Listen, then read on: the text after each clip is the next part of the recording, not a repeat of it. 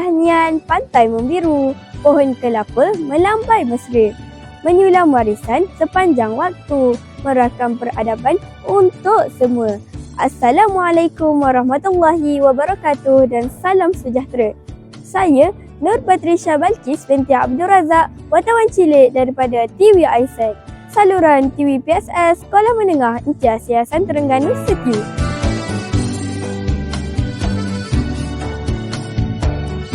Hari ini, saya berada di Kampung Baru Penarik, Setiu, Terengganu, sebuah perkampungan yang kaya dengan keunikan budaya dan tradisi masyarakat pesisir pantai. Terletak kira-kira 15 minit perjalanan dari Permaisuri, kawasan ini menawarkan pengalaman budaya, alam semula jadi dan keindahan pesisir pantai yang dihiasi dengan deretan pokok kelapa yang memukau. Pada tahun 2021, Kampung Baru Penarik telah diisytiharkan sebagai Kampung Pelancongan Terengganu, sekaligus mengetengahkan potensinya dalam identiti negeri di pesada negara dan dunia. Dalam dokumentari kita pada hari ini, saya akan membawa anda menyelusuri 3 tradisional yang ada di Kampung Baru Penarik, iaitu pembuatan wau, penggunaan kokok remis dan menjala ikan. Ayuh kita sama-sama menyelusuri warisan yang masih terpelihara sehingga ke hari ini.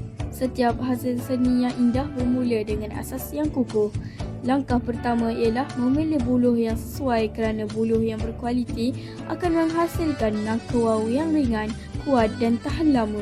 Kini, saya sendiri berpeluang merasai pengalaman meraut buluh, iaitu proses membuang lapisan luar dan membentuk buluh menjadi bilah-bilah yang halus serta sekata. Selepas buluh selesai diraut, kita beralih pula kepada proses membina rangka wau. Dalam rakaman ini, pakar pembuat wau telah menyediakan rangka yang hampir siap dan saya diberi peluang untuk mencantumkan bahagian-bahagian buluh tersebut menggunakan benang.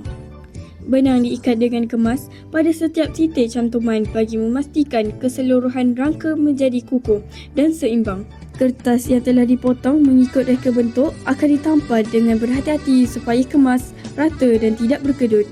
Ketelitian amat penting kerana setiap bahagian perlu melekat dengan sempurna pada rangka buluh. Setelah segala proses pembuatan disiapkan, wau dibawa ke kawasan lapang yang mempunyai tiupan angin yang sesuai. Kampung Baru Penarik juga terkenal dengan satu aktiviti tradisional yang dikenali sebagai kokok remis. Alat kokok remis akan dicucukkan ke dalam pasir secara perlahan-lahan sambil ditolakkan ke hadapan. Apabila remis mula kelihatan di permukaan pasir, ia akan dikutip satu persatu dan dimasukkan ke dalam bekas simpanan.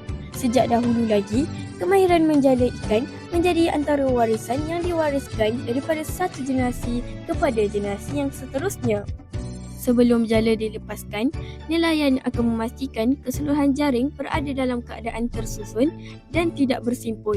Dengan satu hayunan yang kuat dan seimbang, jala dibaling ke hadapan sehingga terbuka, membentuk bulatan yang hampir sempurna.